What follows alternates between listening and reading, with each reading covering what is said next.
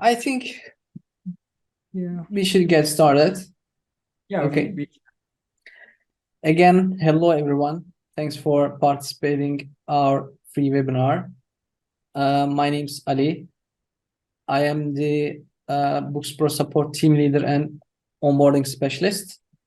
Today, I'm gonna be the co-host, but the main people you will be utilizing today will be Ömer. And our order of presentation will be like this one. Ömer will talk about repricing strategies, and then we are gonna have question answer session. You can ask any kind of questions. It doesn't necessarily have to be about repricing. You can ask any kind of questions about Amazon itself, and by doing for doing that, you need to go and click on reactions on the downside, and there's a button called raise hand. You can raise your hand and I can unmute you and ask your questions, or if you don't want to use your voice, if you don't want to if you want to write it, just do it on writing to chat. All right, Omar, would you like to introduce yourself? Yeah. Guys, welcome again. Thank you for joining this webinar. Today I will be talking about repricing strategies because this is one of the most asked questions by booksellers, because the main part of this business is sales, right? So in order to maximize the sales and maximize the profit, we have to come up with a solution for this. And today I will be talking about this solution. And I'm sharing my screen. So, Omar, I think some of our participants know you, but maybe you can explain. Oh, yeah. So this is Omer, Book Upcycle. I have started selling books on Amazon 8 years ago with my best friend when we were in college. And then we were doing this as a side hustle for a long time. And then after we graduated, COVID happened, and then we couldn't do cherry picking for some amount of time. And then that was the time that we had to pivot that business into something that we can still continue doing, even if the stores were shut down. And this method, as you may know, is the switching from cherry picking to bulk. And yeah, so since then, for the last 3 years, I have been reselling books on Amazon, both in cherry picking model and also bulk model. So I'm still doing both. So today's topic is about repricing, and let's start that.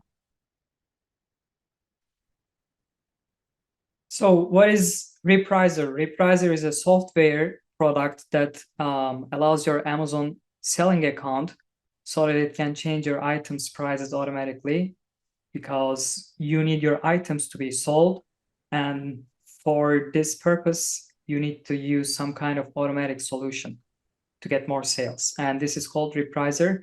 Back in the days when we have started, I didn't know there was a system called Repricer, or there was an automation system. And it was really strange because every time I go to Seller Central, change items price, and I check back later, like 15 minutes or so, and I see already 3 offers matching my price, and or even lowering than mine, going below my offer price. And so this got us question, how are they doing that? There should be a way to do that. And then that was the time that we have discovered a system called Repricer. So I'm going to cover this into 3 subjects. The first one is going to be about why do we use a Repricer and what step to use a Repricer for your book reselling business. And the second topic is going to be how to develop a customized repricing strategy that fits your specific circumstance. And the last one is going to be optimal balance between the maximizing profits and achieving an adequate level of sell-through rate. And then I will be sharing my screen on my strategies. I will go over on that. And let's dive in to topics. So why we use a repricer? One of the most important reason to me is market volatility, because the prices change very often, because as some of them may say, it's very saturated. For some of the books, that's true, because the items that has been sold is way less than the number of offers. That's causing most of the cases price decline, the tanking. Rarely, sometimes it happens, it has tendency to go up, but most of the time it's going down. And since the prices changes very often, Repricer can help you quickly adjust your prices to reflect change in the market. And the reason behind that is all of the competitors are using, so you will be left behind if you don't use it. And the second most important reason is time saving. I know that when you start a new business, you may think that I should save in every cost to be able to grow my business faster, not to burn more cash until you grow, until you are sure that this is going to be a model that you want to pursue later. So I agree. I totally agree with this mindset. You need to cut down your expenses, but Repricer is not one of them, because it's going to save a lot of time, and time is money. So you will see a lot of incline on the sales, and this is going to give you a lot of time for you to delegate on this task, so you can focus on more important tasks that's generating more revenue, like sourcing or some other tasks. And a repricer can automatically reprise your entire inventory in a matter of minutes, which would be impossible to do manually. So if you would think that this is possible, but for sure you will miss some part of it if you have good amount of inventory. And the other reason is, of course, maximizing the profits. By optimizing prices for each individual book, a repricer can help you maximize your profit and ensure that you are not leaving money on the table. Because having a repricer is some kind of a system that you cannot remember by heart. If you do that manually, you will be subconsciously impatient. Let's drop the price without knowing the parameters, like how many quantities you have, what is the sales rank, what is the buy box price, what is the if there are any FBA offers or something else. I strongly advise you to start using a repricer as soon as you send your first shipment, because even if this is costing you some money and some learning curve, because if this is something new to you, it's gonna be taking some time for you to go through and understand what it is, because this is a new concept if you don't know what it is. And just be patient, try to understand, and then you will see that you are getting your money quicker, so that you can reinvest that money back in your business, and then your inventory and also your business can grow faster.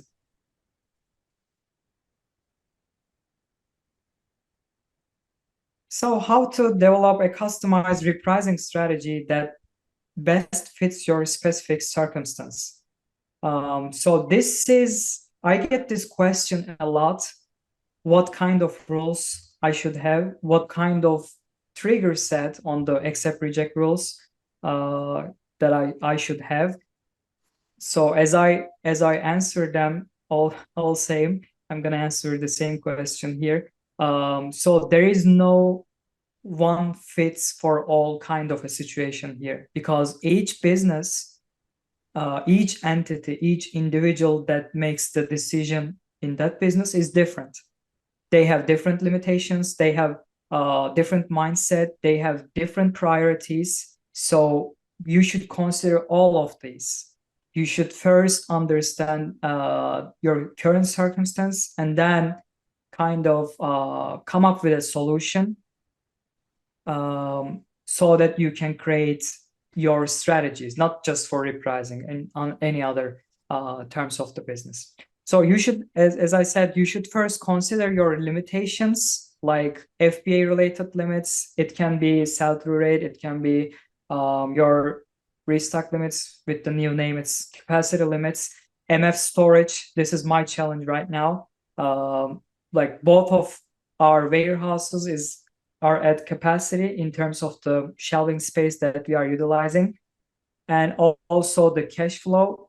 Fortunately, this is not an issue right now, but this is one of the most common issue that people are facing. And the sourcing, this is also very, very common, and I still sometimes face that problem, etc. Since each business is different, you need to understand the weakest spot in your current business and come up with a plan of action.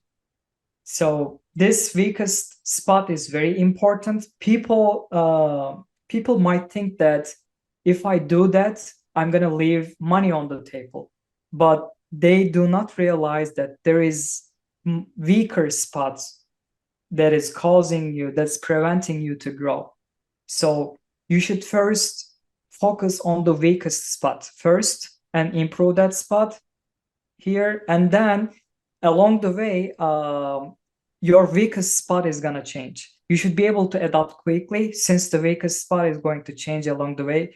For example, your space problem might be an issue that you cannot list anymore if you are in merchant fulfilled. So if good solution to that might be going more towards FBA. So if Amazon cutting you down on that, you should, maybe you can lower your prices, you can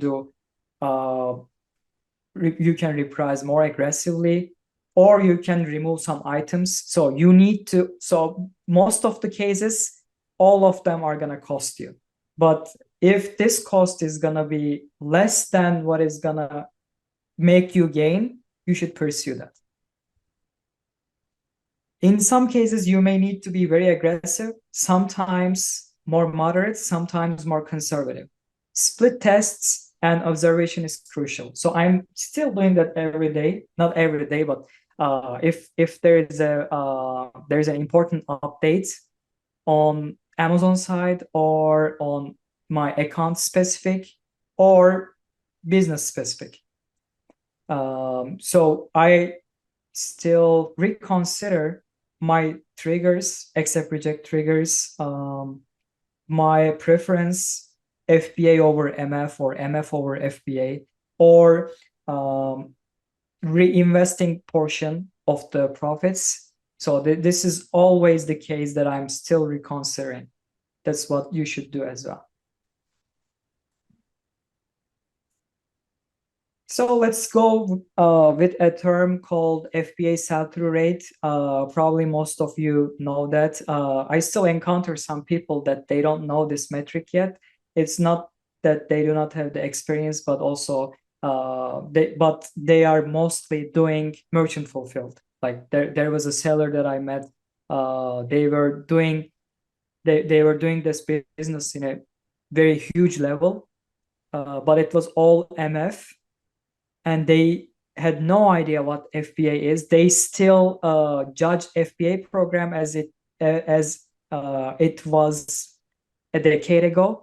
They still think that this is not a program to pursue. They still think that, like for example, on Saturday, I talked to a person. He was saying, FBA is losing my books. Like he said he tried like 7-8 years ago, and back in the time, Amazon reimbursement service was not that good. They were not able to track that discrepancies that has been occurring back in the days. So they just judged that. They still think that FBA is not a good program, and I should do all the work as merchant fulfilled. even if it's causing me more labor, even if it's restricting me. So what is FBA sell-through rate? FBA sell-through rate is the number of units sold and delivered over the past 90 days divided by average number of sellable units in fulfillment centers during that time. This metric is the most important metric of all, as a higher sell-through rate will result in higher inventory limits. So this is, of course, this is not a standalone metric that's affecting your FBA-related limitations. There are some others. There is stranded inventory percentage, excess inventory, out of stock, and also these are all affecting your IPI score, which is Inventory Performance Index. But to me and to most of the gurus, FBA sell-through is one of the most important metric here. And this is how it looks when you log into Seller Central. When you go to your inventory, it's going to show you FBA sell-through. I think it was under the inventory performance. So what is the optimal balance between maximizing profit and achieving an adequate sell-through rate? So I think there is a misconception here. Most people think that the higher sell-through rate is better. I disagree that the very low STR is not good, but also higher STR is not also good. Lower STR would hurt your cash flow and FBA related limits. However, very high STR means that you are either losing potential profit from either repricing too aggressively or rejecting the items that might sell for a profit. To me, as my experience, optimal range would be from 1 to 1.4 in that range. But this, of course, this is changing time to time, especially the Q4 Christmas season, because Amazon is very close to full capacity that time. So this may change. But to me, if it's off season, 1.1 to 1.4 is not bad, because you don't want to stay at very low on the utilization on the limit, because if you throw in more inventory, you will have more sales. If Amazon allowing you this much to send, if you are sending this much, your sales is going to be accordingly this much. So this is why you should focus on trying to maximize that utilization, unless you don't have a cash flow issues. So, for example, in cherry picking, long tail items, like you are paying upfront, you are paying everything upfront, maybe $2, $3, and then you are sending to FBA. If it's more long tail items like 3 million sales rank, only 2 sold quantity or e-score, this is gonna take forever to sell. It may take up to, I don't know, maybe a year or two to sell. But if that sells, it may cover more of your expenses. So the cash flow is very important in this statement, in this argument. But maximizing that utilization is great to consider. So as I said earlier, I am changing my strategies dynamically to be able to maximize my profit. So as I have a higher STR, my limits get higher, so I become more moderate on repricing or send more long tail items to FBA. And as I have lower sell-through rate, my limits get lower, so I become more aggressive on repricing, or my accept reject triggers gets more strict for FBA items. Let me give you an example. I had a restock limit issue for one of my accounts. It was like I think 99 point something % utilization, and there was like 2,000-3,000 books to be listed, and we needed to make changes. So sometimes I do some changes that's affecting only a couple days. So sometimes the solutions are very short term, sometimes longer term, sometimes very long term.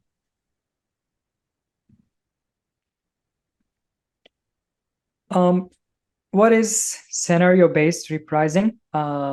As booksellers, as you may know, most of our listings is just one single copy. And you don't know when you are going to receive more units for this item. You don't know. So why not get the most out of it? But how you are going to do? You need some kind of solution. There are tons of reprisers in the market. I have tried in a reasonable amount of products, companies. I can tell you some pros and cons. So in some repricing softwares, you need to assign rules to your items. This is a very time-consuming solution. You say, hey, this is a strategy, and for those 100 items, assign that rule those items. And for the other strategy, assign that rule to those other set of listings. But what happens, the circumstance change. Let's say you grouped one item as a fast moving inventory, but what happens if it's not fast moving anymore? Or there was 3 units in stock, but as you sell some of it, you have only 1 stock. Maybe you don't want to reprice that aggressively. So as you can imagine, the circumstance is changing. And when you have very big data, very big size, this can be unmanageable. You can either, yes. I think the best example is Amazon itself. They have also repricer. I think it also works that way. You assign SKUs to the rules. It's very time consuming. Yeah, in some cases, this might be practical, so that you can save some money on that software cost. For example, if you are doing private labeling, or if you have very low amount of SKUs, let's say 20 of them, and if your inventory level is high, if you have 200 of them, 300 of them, even 50 of them, you may not want to do that because you have very limited SKUs. But I'm just considering this business model, reselling books. Yeah, because for book business, I think this is out of the way, yeah, so this much. is very unmanageable. And in some of them, you need to apply minimum price or maximum price to trigger repricer to change the prices of your listings. And this is also very time consuming. And some of them, they are very focused on for you to get more, to get higher buy box share. They are more buy box share oriented. But this, I think this may be more suitable for other businesses, for sellers that has very high level of inventory, more units, and that's very different than ours. In some of them, it's lack of important parameters like inventory age. This is a great thing to consider. And average sales rank. By the way, average sales rank is a lot more reliable than the BSR, the current sales rank, because the current sales rank might change. Let's say there is a 200,000 sales rank now, and it may be you make the decision of purchasing now, and it becomes 2 million sales rank in 2 weeks or in a month. So this is not a good time for you to decide to acquire this inventory. That's why you need some kind of averaging out to be able to make more wise decisions. Or yeah, Ömer, can I give you an example of this one? For example, after Q4, think about the sales ranks, because in Q4 after Christmas, every book, like the velocity of the sales increases and the sales rank becomes misleading. But if you rely on every sales rank, you'll be wise to do that. Yeah, thank you for this example.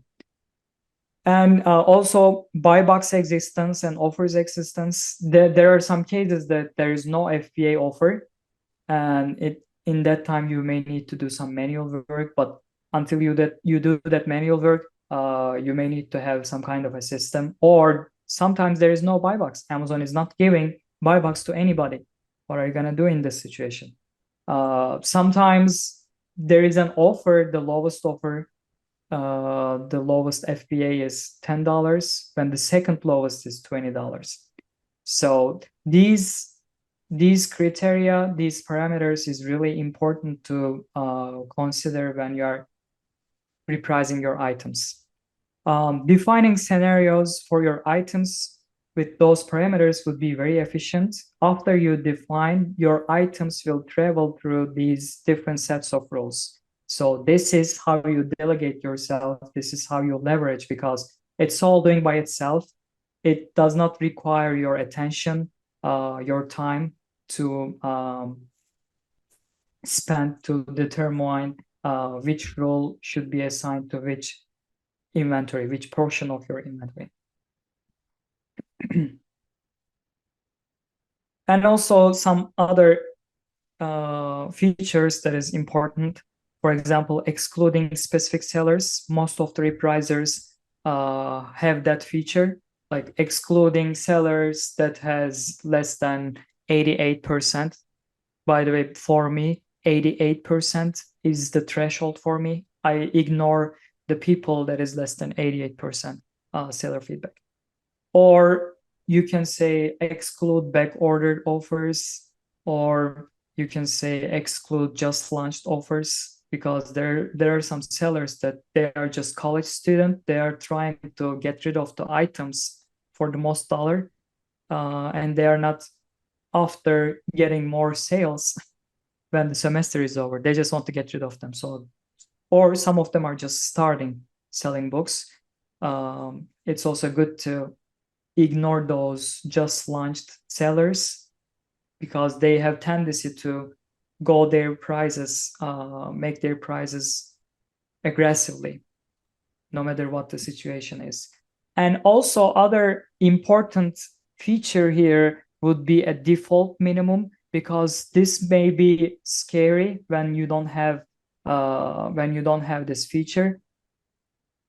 And in order to prevent that, some reprisers has a solution, which is applying a minimum price for each items you sell. Some reprisers has that default minimum, which means that even if you do not have a minimum price in your mind that you have applied for each item in your inventory, you can have a global value that you can apply to all of your inventory. This is gonna prevent you losing money. This is gonna make the changes in bulk. As you remember, I gave an example like 10 minutes ago, saying that I had 99% utilization rate. I had $1 global minimum payout, and then I decreased it to 50 cents. And I had a bunch of items, a bunch of storage that was available to allocate to new items, to more FBA items to send in. So this is also a great feature. And also other concern by the booksellers is high competition risk, because there are some bad intended sellers that are trying to trick you, drop their prices so that your repriser can pursue. And at some point they change their price and they buy from you. Unfortunately, there are some sellers that are doing that. And also, lastly, you need some manual work to cover all of your items. It does not mean that even if you have thousands of rules, it's almost impossible to cover all of it by the rules. Sometimes you need manual work. For example, there might be, it's like you define a lot of scenarios, and even if you do that, you still cannot cover, let's say 2%, 3% of your inventory by those rules. And it's also not wise to cover those rules because those are exceptions. You don't want to sell those items for less money, for less ASP. You may want to see those, and sometimes you need a further investigation. For example, looking at their Keepa charts, their price graphs, their sales rank history.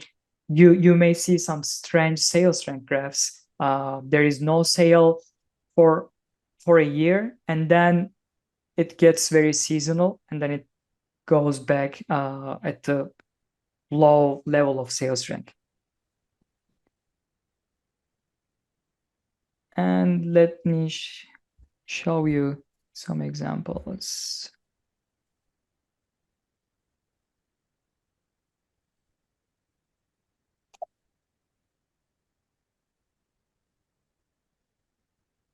So as some of you know that 3 years ago, we have launched a company called Bookz Pro. This is a very specific software solution for the Amazon sellers that is selling in books category, because when you go broader on the software solution, they may forget or they may not cover very some features that is very handy but not useful for different business models. So for this reason, if you go in details in a niche, you can utilize and get more features out of it. So our goal was to create a great product at a very affordable price. That's why we started working on it. And I have been using Bookz Pro for the last 3 years for the FBA part of my business. And I'm going to share you some real examples of my rules here. So as you see here, let's say acceptable. It has a lot of cases here. Let's go on some of it. So as you see, this is like puzzle.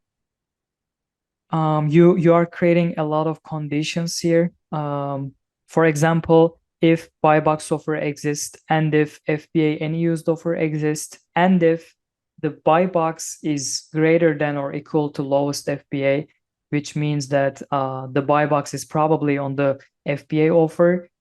That way you don't lose some of the potential profit trying to get the buy box if the buy box is on the merchant offer. And if the live quantity is less than 2, which means you only have 1 copy, and inventory age is less than 120 days, which means this is a fresh item. And also I have a rule here, second lowest FBA any used payout minus the lowest FBA any used payout, price, is if the gap is greater than 50 cents, I don't try to get the lowest. I wait a while for the lowest to go away and then match my price to second lowest. If the circumstance changes, let's say in the next repricing cycle, the lowest offer that was hanging low did not go away. Instead of him selling, other people decrease their prices. In that case, this rule will fail. So the beauty of this structure is you just set it and forget. So if your item of your specific item is falling under this this rule set, it's gonna take this action. Let's say it's failing on at least one of this, it's going the next one. Like if buy box offer exists, if buy box is greater than lowest, if the inventory age is greater than 180 days, set the price buy box minus 1 cent. If that fails, it goes to the next one. If it fails, it goes to the next one. If it fails, like let's go on this one. Let's go over on this one. So it's saying the buy box is less than lowest FBA any used, saying that the buy box for sure is gonna be on the merchant offer because it's less than the lowest FBA any used offer. And if lowest FBA any used is less than lowest FBA new, you may see some crazy offers, like when the Amazon is selling for $12, the lowest used price is $18 or $20. Of course, there are some cases that you may want to stick to that $18 part, but this is not one of them for me. And the live quantity is less than 2, blah, blah, blah, and it's making another decision. And here it's making another decision, different sets of rules. Here it's doing something else. And let's see some others. For example, here, if the buy box offer exists and if there is no FBA any used offer exists, meaning that there is only merchant offers and there is buy box. Buy box is on the merchant. So the buy box metric has more tendency to be on the FBA offer. So even if you put the price a little bit higher, if you put some markup on the merchant fulfilled offer, there's a still good chance that you may still get that buy box share. In that case, I'm hoping that if the buy box price is less than $50, I am willing to put my price $10 above the buy box price, which is currently on the merchant offer. Or you can do, like, if the buy box price is more than $50, let's put 20% markup, and so on and so forth. And if you cannot cover them all, you can do some manual work. This is also a very common question. What kind of manual work do we need to do? Some of them, they think that Repricer is covering them all, but they don't think that there is still manual work that they should have done. Let's see here.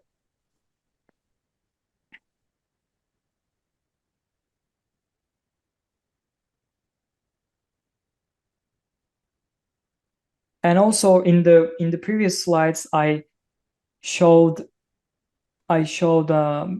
saying I stated that the split test is important. Actually, it's one of the questions in the chats. What is split tests? Oh, okay. The split test is something that you are doing it to observe the outcome of at least 2 experiments. Let's say you want to do this and that and this and that, and on the second scenario you are doing the others and comparing the outcome. For an example, let's say you want to pursue those set of rules and having this much of items that was that adapted to those rules and changing the situation, this much of the items adapted those rules, and you are getting this much of sales or that much of sales, or you are also comparing your ASP, which is a very important metric, that is average sold price. Let's say you change some rules, change some strategies, your ASP went from $14 to $13.50. So you lost 50 cents of potential profit on each items you sold. But there is a chance that you gain some extra revenue when you compare to previous time range. Like those kind of tests that I was talking about. Or you are, let's say you have a sourcing problem. You cannot give a full-time commitment. You don't go to sourcing very often. In that case, you may not want to sell your items at a higher sell-through rate if you are not having any issues. You may want to wait, look at their Kipa charts. You may have to like wait the buy box price to be increased. I was talking about this situation.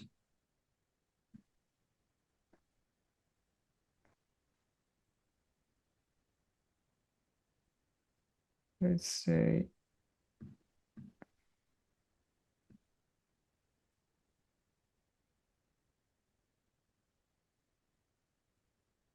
like I have selected this rule to see how many of the items that was selected. As you see here, over 1,400 items was selected for this one. As you see here, this item is FBA good, and this one is stating that the main difference here is the looking at the gap between the lowest two. Since this is FBA good, as you see here, the lowest FBA is 1750, and there is a gap. It's not going towards matching that offer. It's waiting a while, or you can see more examples here. Or say, and also the good thing here is you can do testing, pasting the SKU here.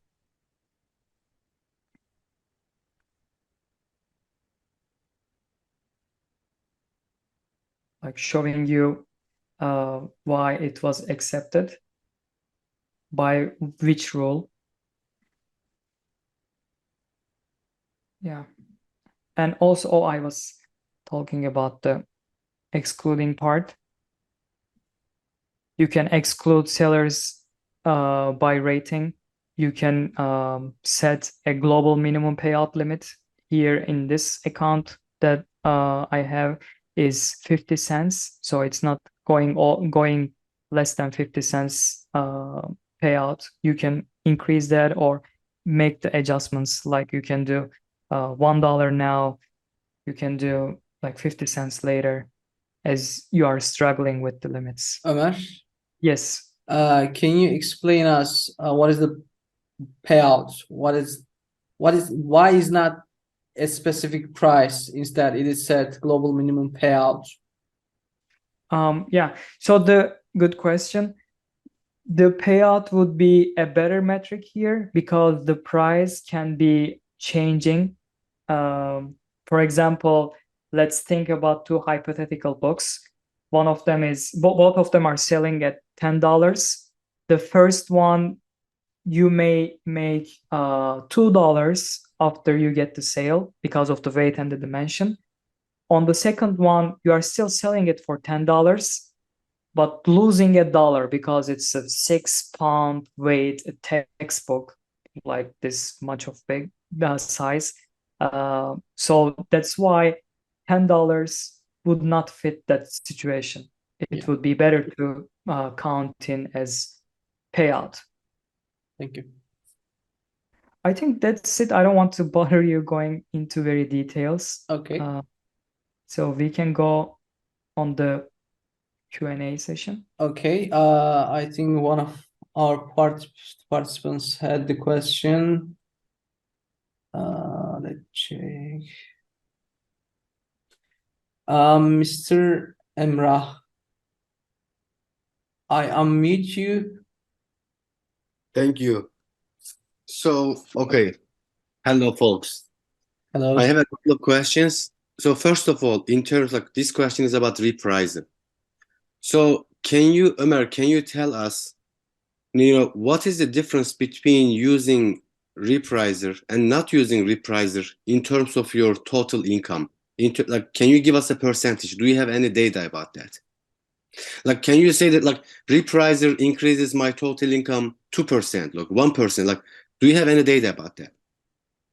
So this can change based on the strategies that you would apply when you switch to a repricer.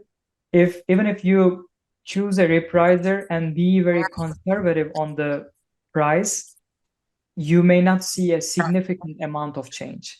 But and also it may also depend on the manual work that you're doing. If you are waiting on the computer 24/7 making price changes and going into repricer, you may see maybe 10% or less change. But if you want to delegate yourself, like if you are not doing that much, you can see a significant amount of increase, because I have seen some clients that was doing like $20, even $30 a day, and that went to at the 300 a day level. So it may be changing a lot. Okay. So may I ask some other questions that like unrelated to like Repricer? Is it okay? Yeah, that's okay. And do we ask like one question, one person, and then one question, another person? Do we do this? Like, is it okay? Now I can ask. I think we still have time. You can go for another question. Okay. So so I am so new to this like this business, and we are two people. So like how much time does a new seller need to spend on this job monthly and weekly, like considering anything they do, such as like resourcing, shelving those, putting those on Amazon, and following those? What, like, when you think about everything, like how much time are we supposed to spend on this job? Like, we are two people. Okay, that's a good question. So this is also very depending on what outcome you want to accomplish.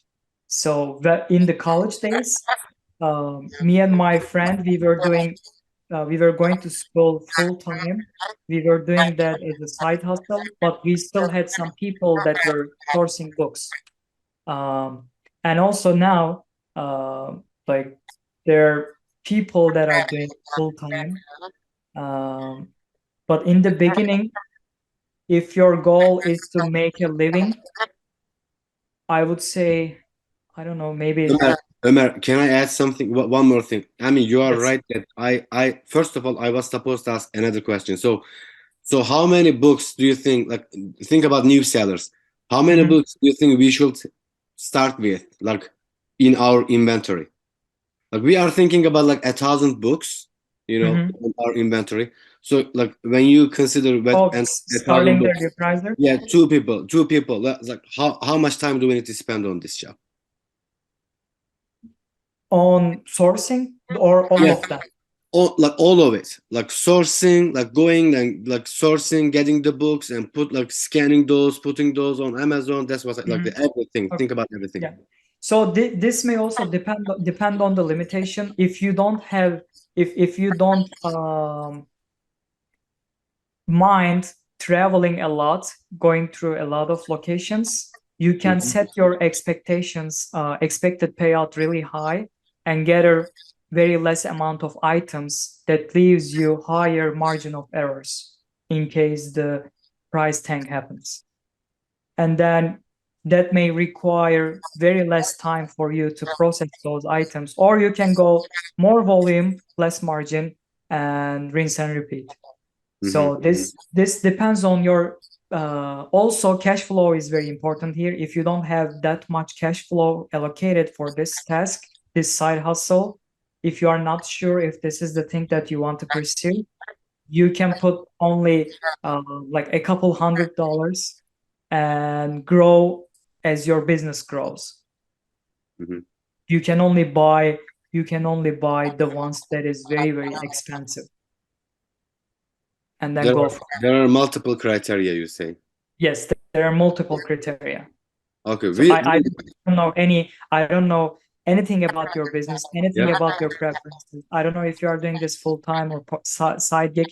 So I gotta know those parameters to be able to answer that question. maybe we should make another meeting with you, like a private meeting. Who knows? Okay, thank you, Ömer. Yeah. For now, I I- could raise my hand again, but I want to give other people time. Thank you. yeah, great to meet you. Can I add something? We have many clients that works like maybe one person or two people and just doing book business and make their living. So it depends on your strategy. Are you gonna do this as a side hustle, or are you gonna do this for full-time job? If you are planning to do it for full-time job, there's a high chance for you to get good amount of payouts, earn good amount of money. For sure, we have many clients like that. I hope so. Let's see. Thank you. You're looking. Okay, we can go to Thai. Yeah, we have T. Yeah, I think. Hi Thai, good to see you. Y'all. Can you hear me? Good to see y'all. Yeah, I can hear you. Awesome. I wanted to know if we sign up for the repricer, do you make those sample reprice settings available? Yeah, if that's a great question. I get that question very often. So we have some template rules that we give to our clients, and also some of them they say I want to use your repricer, like me specifically, and then I don't mind sharing that. Like I just tell Ali that I'm okay with that, and then you guys are welcome to use my own rules. We have default rules, as Ömer told you, and also we help you guys to customize your rules. You can ask for a Zoom meeting, and we can rewrite your rules for your own needs. That's also an option. Yeah, Okay. and you can request many meetings. You can first get to know what it is, what parameters, how to consider to write down your goals, and then once you have a scratch or draft or some writing, not even a scratch, you can tell us about it and we can work on it. Okay. And Go ahead. sorry to interrupt. We also show and explain every settings on repricer. Because once you set up and turn the repricer on, it will change the whole condition. So it's really important to understand the basic rules of the reprisers. We explain it one by one. We decided that let's say we have some recommendations for the business types, and we come up with this best, let's say, suggestion for the rules, the settings. After that, if the user wants to change them, we help them, we guide them, and customize them for their own needs. Okay. Thank you for that. That's a good answer. I also want to know, when you do split tests, do you try and keep the books identical as far as sales rank? Because I feel like there's just so much variance if you take two random pools of books and then send them in with different rules and see how they perform. Yeah, so this is a great question. It's impossible to make this split test very, very accurate because most of them are unique title. And even if you determine that sales rank range would be 0 to 50K, the items average would be different because some of them sell and you list new more. So it would be considering the best thing to consider would be the sales sold price and the average sold price and the revenue change. Also, I really suggest you to check the items. So this is a very good training session to determine how are your repricer performing. So you can check the items sold in the orders page. You can go to scouting screen. It doesn't matter. It can be Scout IQ, Scoutly, or Bookz Pro Scouter, and you can check the current market price. Like you should see the offers, or you can check the Kipa, and you can ask question like, could I sell this at a higher price?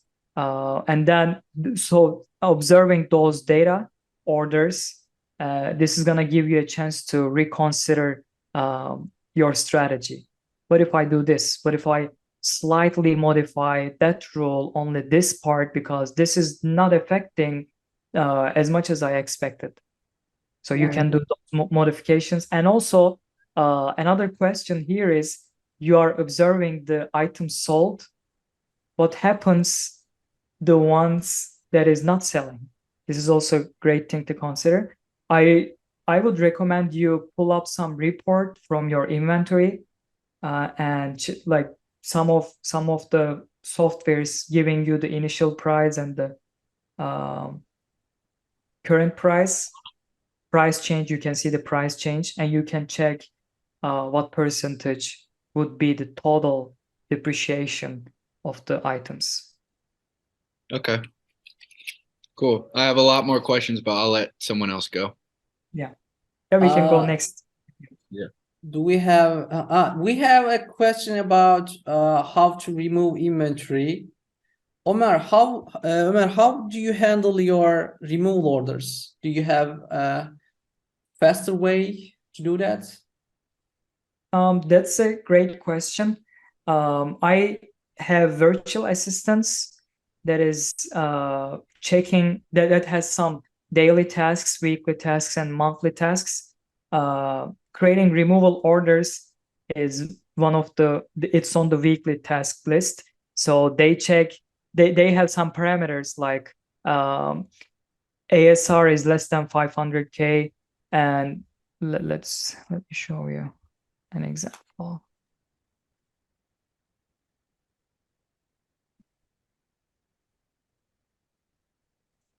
Like, let's say, the price is,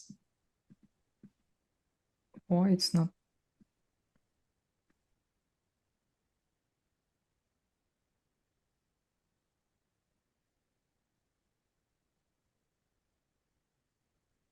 it's interesting. Like over 500K, for some reason Zoom not allowing to put typing in, or 100 days, or let's say, Just directly click on the naming. Mhm. let's say,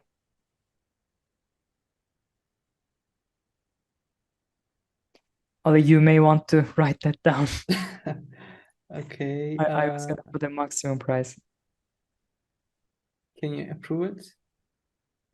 Let me try. Oh, it's not allowing. Okay. Okay. Just write it down. You can report later. Okay.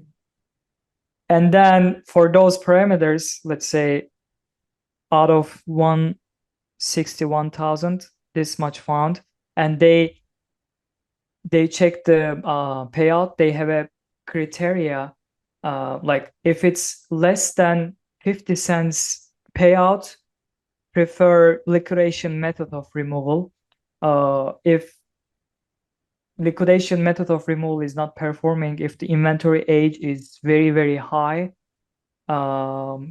prefer disposing or creating return to address. So they have a daily, weekly, monthly tasks that they are going over. Yeah, Ömer, can you show us the bulk action dispose? Because in Bookz Pro we have a great feature. You can use bulk action up to 1,000 units at a time. Can you show that us?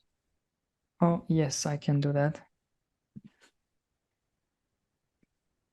Like you can say, let's say this would be working. Let's assume this would be working. Like if you put $10 at max, it's showing you $10 items that are less than $10, and you can say active minimum one.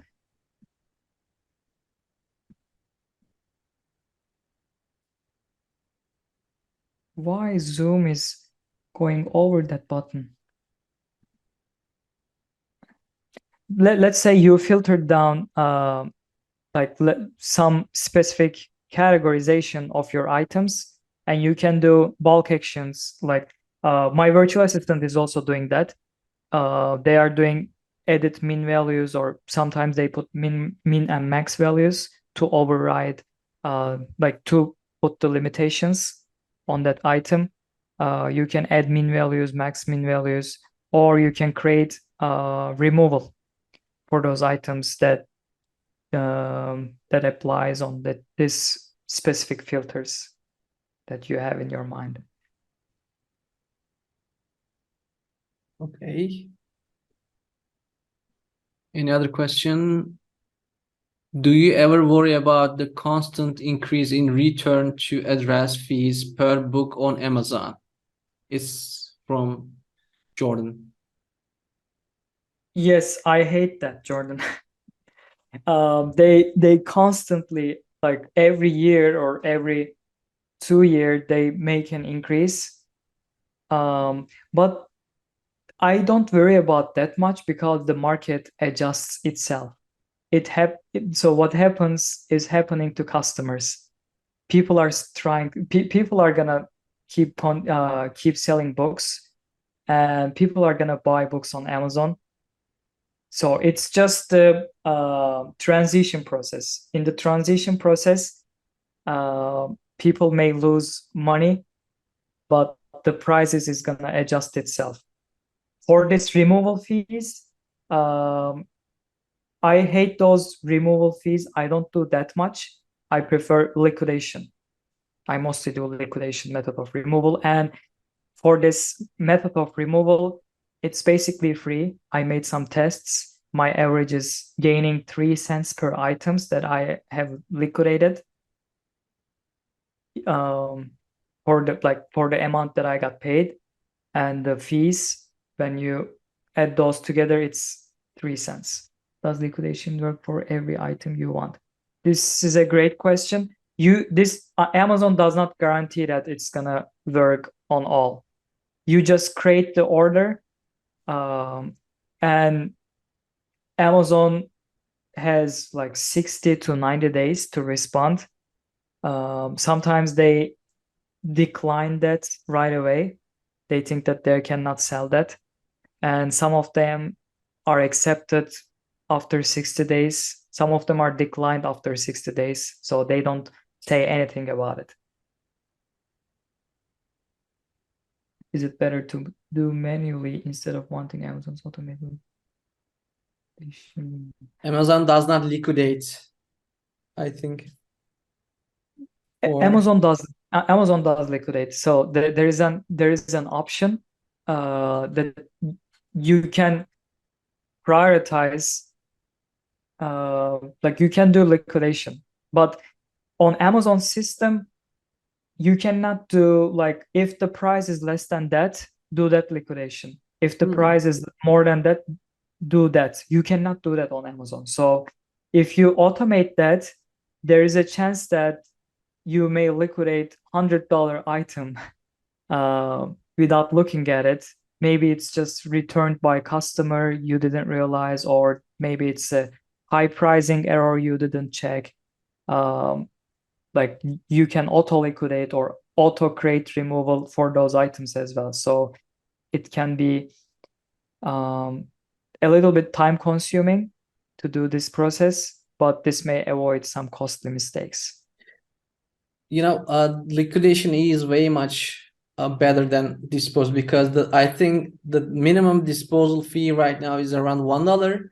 But if you choose liquidating it and it is successfully completed, there's a high chance that you are getting paid even a little bit money, like maybe 30 cents, maybe up to $1. I've seen the examples, and also we have a video about it on our YouTube channel.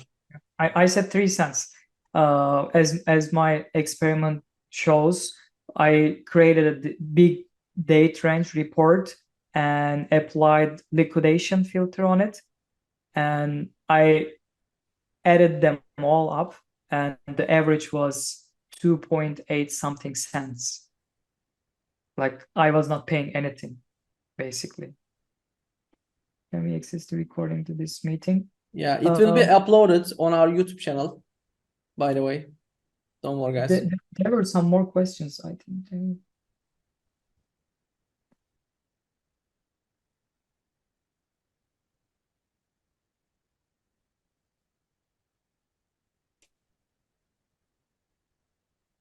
So Omar, it's almost.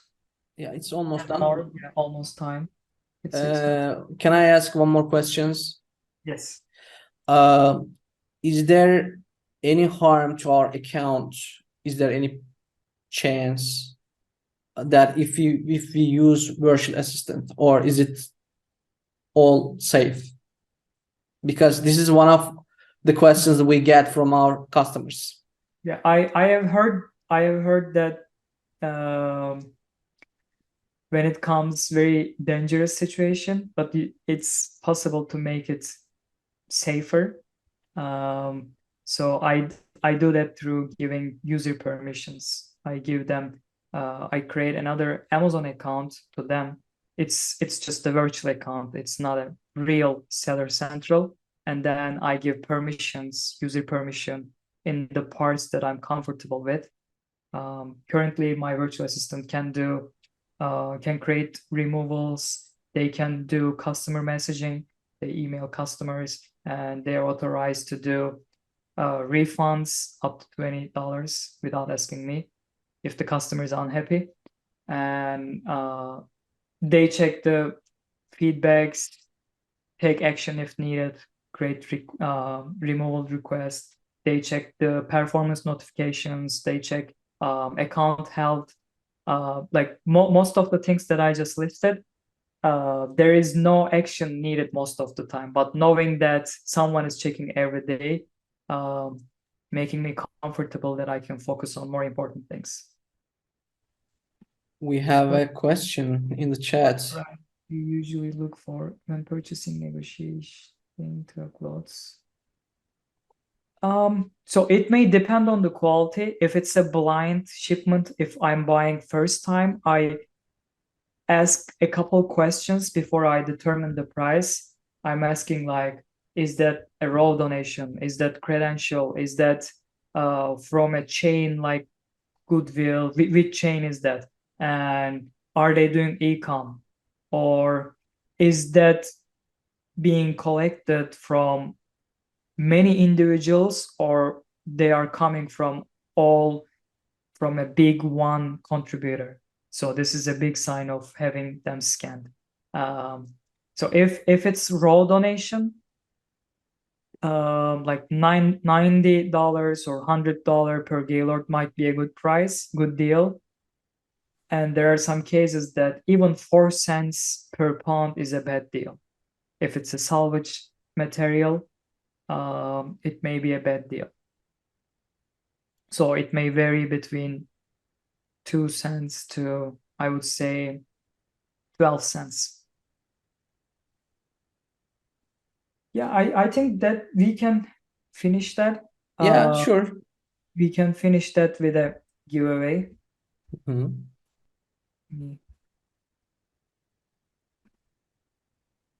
Share that So, again. what's the offer, Omer?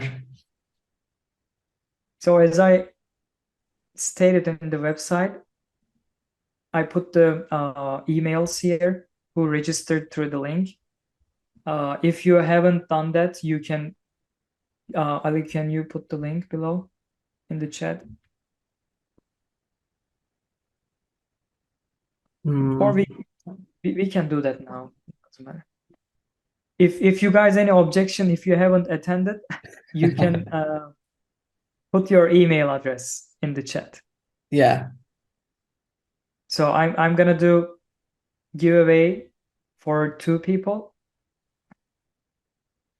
Why it's not letting me choose? Okay.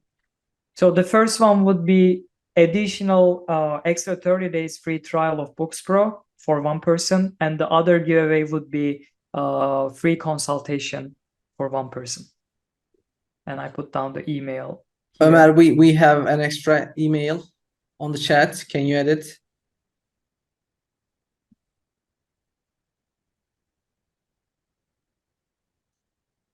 Sure, I can add it.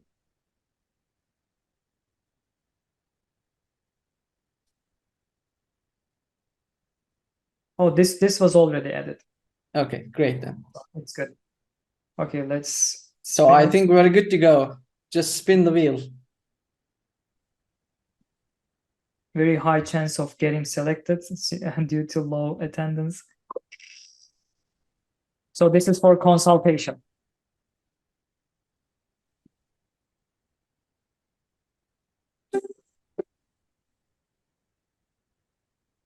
Ali, can you, or I can take a screenshot. Okay.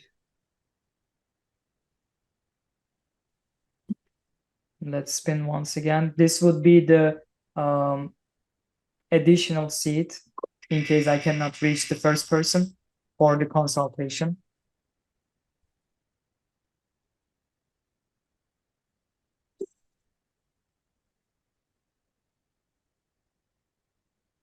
And this would be the extra free trial for Bookz Pro.